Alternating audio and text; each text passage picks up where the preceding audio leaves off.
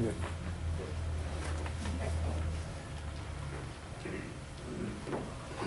All right, good morning.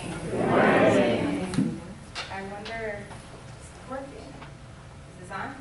Yes. Or am I just naturally loud? Could be naturally loud. Good morning, everyone. As Gregory shared, my name is Anita Ross. It is a sincere pleasure to be back. I recognize many of your faces. I love the energy here. I don't know what's going on. Can you hear me just the same? Yeah. Because I don't think this is on. Try one more time. Is it a difference when I put it on? No. All right, we'll work without it.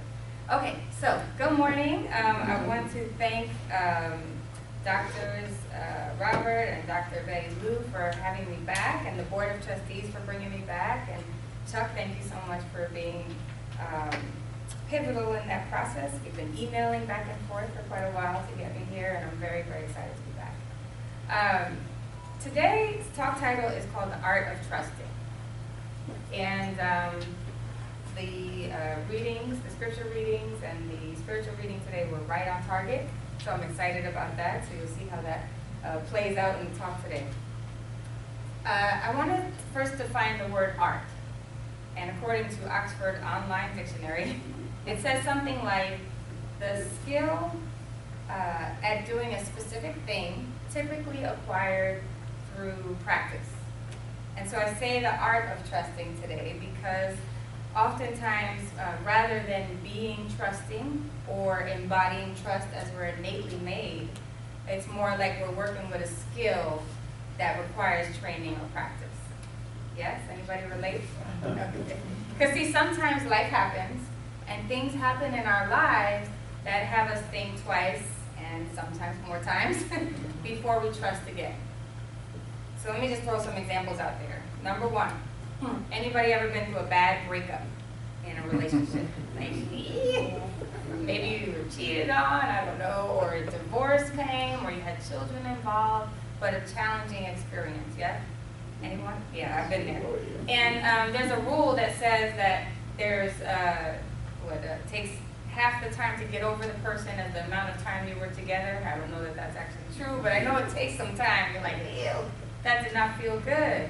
And sometimes it has us hesitant to go back in and start another relationship, yeah?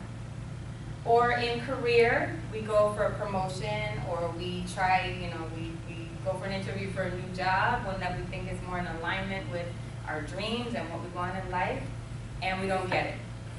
And we're like, ew, rejection, that's no fun either. Don't want to do that again, yeah? Like, oh, I'm not going for the next one. I'm not going to keep trying to stay right where I am. Anybody been there? I have as well. Or how about in the area of your health? You get an unexpected diagnosis, and it's not a good one. And we're like, now we have to have the trust that we're going to make it through this, right? The other day I was in Florida. I was on a family vacation, and I really want to change it to family trip, because anytime you bring the kids, I don't know that it's vacation per se, but it's very fun. It's very fun. Came back needing a vacation from that one. But I was, the first leg, which was a whole week, was in Orlando, and we did Disney World, and that was enough. But we decided we were going to do 2 weeks, and we went to Miami for the second week. And my husband spoke at a church. My husband's the Reverend Anita Ross at Unity of Sacramento, so some of you know. And I heard that you made a trip down there, some of you, and so sad I missed you, but please come back. So he spoke that Sunday, and the Monday night was the only night that we could finally just decompress, and the kids could just actually just do whatever and not have to be on the run. And my friend, I knew I wanted to see my friend, and she's like, well, the only night I can do it is Monday night, right? Of course. And we're dog tired, we're already in our pajamas, and she says, well, why don't you come over for dinner? And I'll make you dinner. And I knew I wanted to see her, and there was no way I wanted to leave, but I was like, okay. My husband couldn't even go, packed up the kids, got us ready, and we headed out there. And as the kids, she has a 4-year-old, and I wanted them to be able to play, they got to play, and they went upstairs. She tells me that this year, she went through breast cancer. She had a nice, short, natural, and I was like, oh, you're going towards my style, And she's like, this wasn't by choice. I just I'm a survivor of breast cancer, and I just finished the whole process. And she says her prognosis was good, and I was like, oh my God, this is why I was meant to be here. I'm so glad I trusted myself and said I wanted to see her and got myself out here and came. And so there are situations in our lives that are going to call on us to trust. And whether we pride ourselves to do it or whether we practice doing it, they will occur, right? And we go from being absolutely trusting, we come out as a newborn and we're like, ah! And we just trust that mommy's going to come either feed us or hug us or change our diaper. Yeah. And like my toddler who walks around and like, I want milk, I want milk. And he just knows somebody's going to come bring him milk. I'm working on saying, hey, listen, you can ask me, can I please have milk? But my two daughters, they now know how to pour milk. They're like, we'll get it for him. He trusts it's coming, you know? And we go from that place, that level of trust, to an unwillingness to trust because of hurts, disappointments, unmet expectations. And it's our willingness that is impacted, not our ability to trust. Because we are made in the image and likeness of God, yeah? And our God is a trusting God. I don't experience God as like, well, maybe their good is coming and maybe it's going to happen. No, I find God, I experience God as at peace and trusting that all will be well and that our good is coming and it will show up. And when we don't trust, when we don't have that willingness to trust, it can look differently, like maybe resistance, avoidance, staying stuck in the past, or staying stuck in our current situation. Like, yeah, I'll stay in this job, but that wasn't the job for me. This is really it. I'll just stay here, having that experience, staying stuck. And all of which go against our divine nature. All of which keep us apart from our good. I remember a time when I was extremely resistant to trust. I had a director. She was actually a director VP, and she was 2 levels above me at a job. She was mean and miserable. Anybody ever have one of those?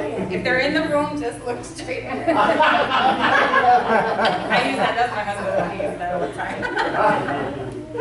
But she was mean and miserable. And I realized that every time we were in a meeting together, we would bump heads.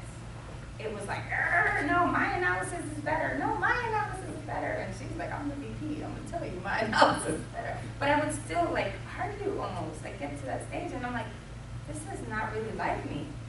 And I remember at the time, my husband was my boyfriend at the time. And I would call him, like, she's just mean. I just don't like her. I just don't want to be around her. And he's like, you know, you're not always like this. You're usually more loving. And I'm like, I don't know. It's just this particular woman. And of course, how God works. I got more and more projects with her. And my husband went at the time, he was like tired of hearing about it. He's like, you know you can do something about it. And I'm like, I can't. She's my VP. There's all this red tape and corporate rules, and you just can't do that. You can just see how you can help, you know?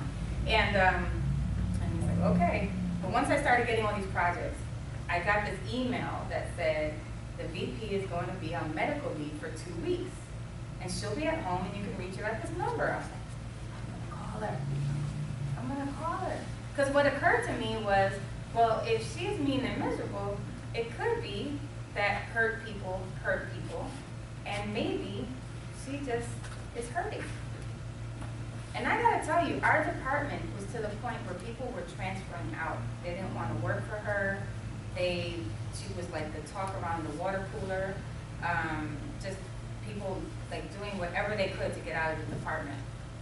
And so finally I was like, I'm gonna call her. I found a conference room at work, I call her, and I say to her, and I had this whole rehearsed speech, and I say to her, hi, she's like, hi, and she's expecting me to ask about an analysis or something.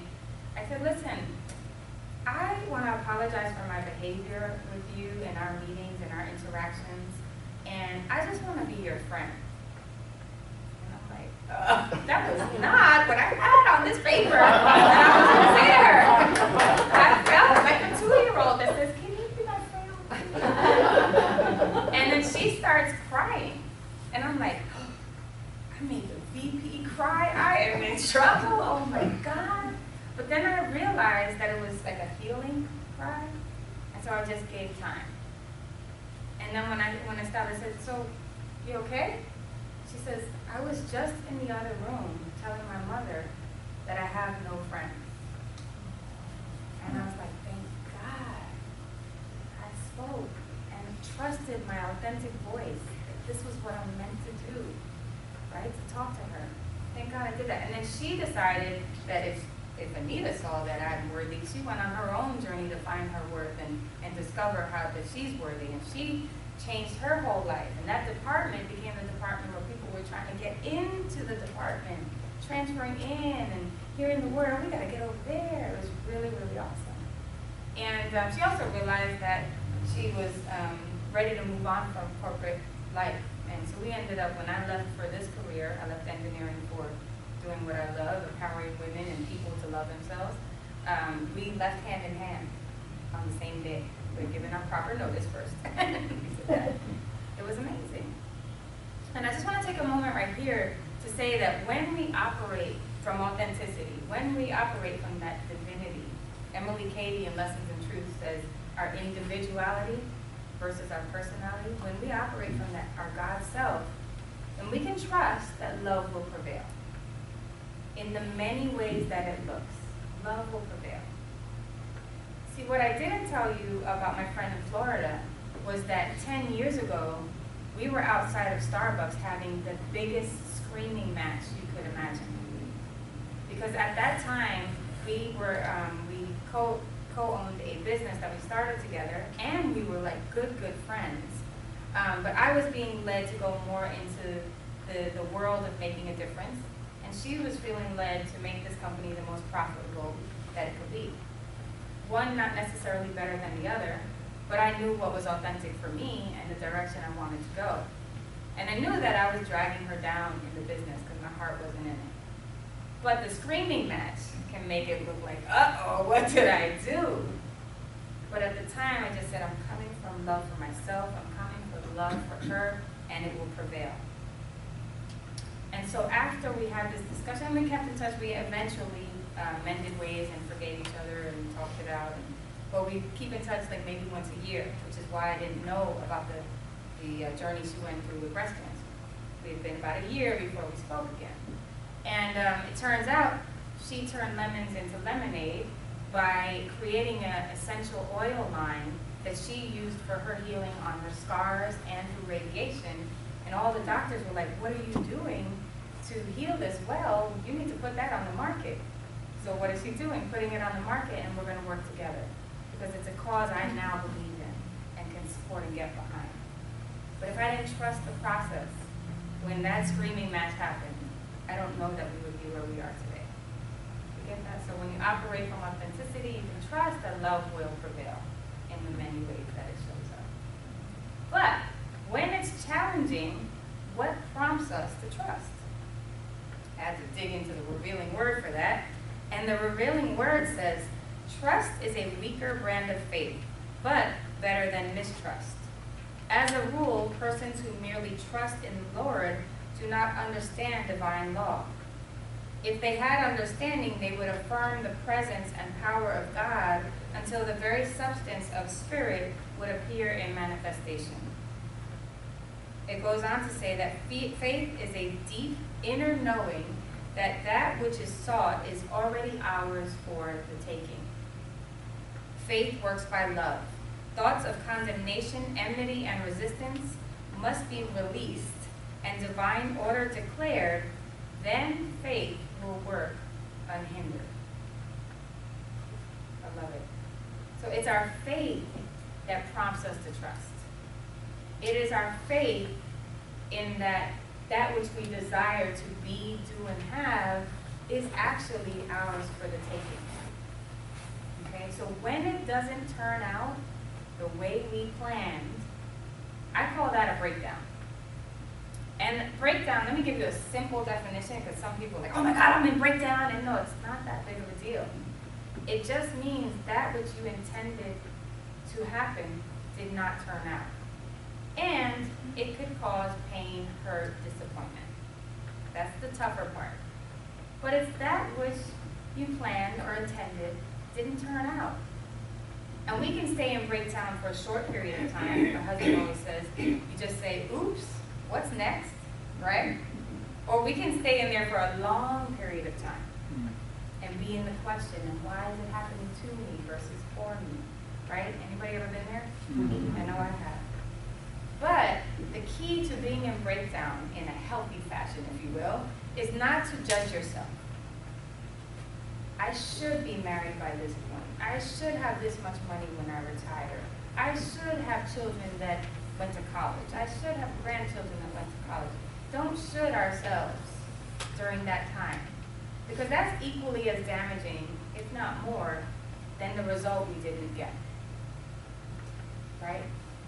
Monkey chatter can take us down a very different road than towards our dreams, that which we want and desire to be, do, and have. Yeah? So I have 5 steps for trusting that with every breakdown, there's a breakthrough coming. All right? The first one is to seek the lessons. All right? So if you didn't get the job, maybe I didn't answer that first question to the best of my ability. You know, they always ask, what are your strengths and weaknesses? Maybe I wasn't prepared for that one. Let me go work on it. But versus, I can't believe you got that, you messed that up, you did terrible, how could you didn't get it, it's not for you, you're not worthy of good, and where we can go with it. Okay? But understand, what are the lessons here for me? In relationship, you had a breakup. Maybe I was, I don't know, too clingy because I don't love myself fully. Maybe I get to do some inner work before I get into another relationship. But seek the lessons without judging yourself. Okay? The next one is accept responsibility for your role in it. You might have had a role in it. I'm just saying, you might. But accept your role in it. Be clear about, well, what role did I play in there? Did I have a part in it? So that we can make sure we're not hiding some shame and regret and guilt conversation in the mix. But just accept it and understand it. And it leads you to the third step, which is forgive yourself for it. Okay? Forgive yourself and others if they're, someone else in the situation to forgive and the breakdown to forgive. But make sure that you're releasing the emotional attachment you have to that result that didn't turn out the way you wanted. Okay? Because sometimes it is an emotional experience. Like, I wanted that so bad. But you get to release that, and the gateway to that is forgiveness. Okay?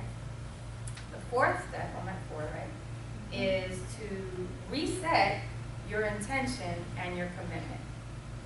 Okay, so you set out for something, now you get to reset it. Because it didn't turn out the way you exactly planned.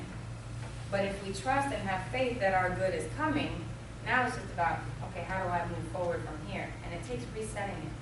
Like, no kidding, I'm going to get the job of my dreams because I'm clear this one isn't it. And so when you match that with a commitment, okay, so I'm going to send out 20 new resumes today. Or I'm just going to show up, start knocking on doors. Hey, I'm here, need a job, what you got? Right? Or I'm going to learn about where I want to go and intern where I want to go. But match it with a commitment that, like, no kidding, is going to have it happen. And as we all know, God responds when we match it with that level of commitment. When we're crystal clear about that which we want. And then the 5th step is to have faith that God's got your back. That your good is coming. It is on the way. So if we have that faith and we're just clear it's coming, then the rest is details. I always say that I have coaching clients and they're like, but I don't know how. And I'm like, you don't need to know how yet.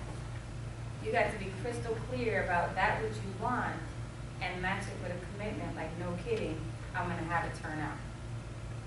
So having faith is the foundation. It's that which feeds the intention of the commitment. Okay? My good is on the way.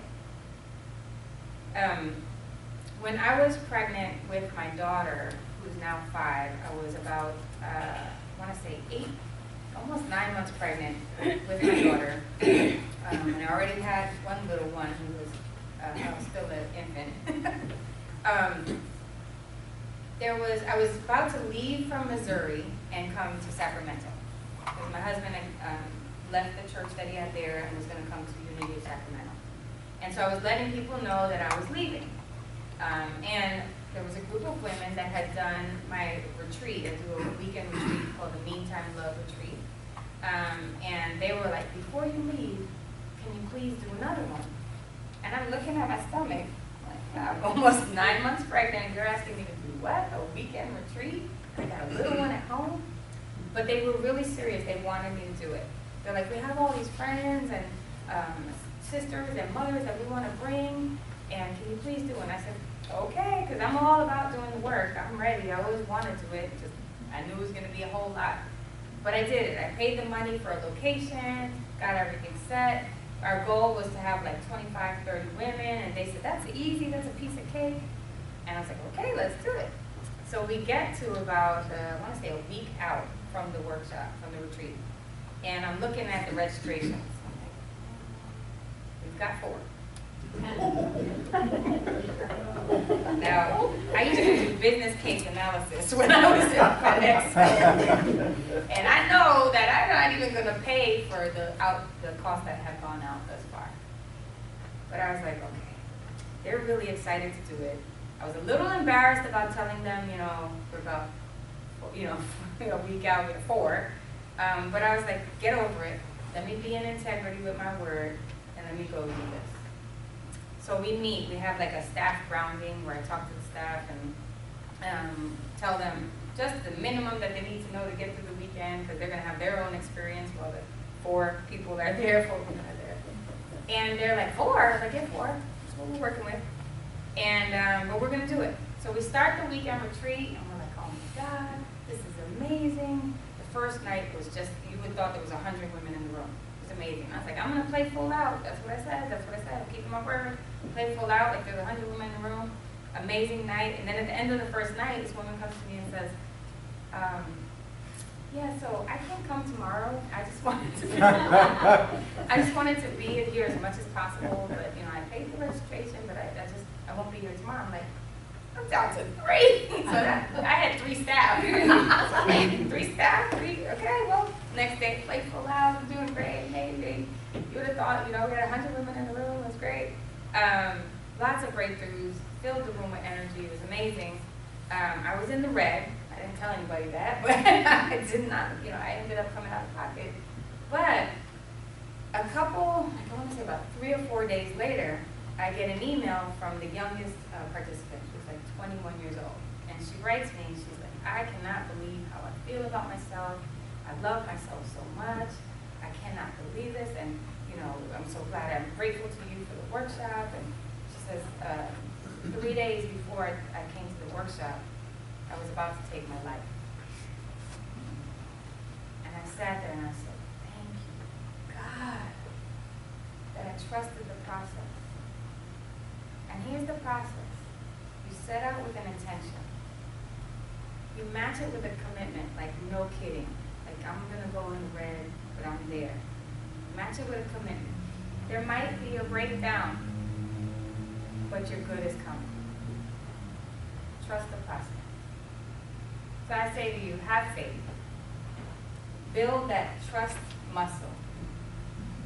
And watch how God's love, glorious ways that it shows up, comes through you, as you, and around you. Thank you.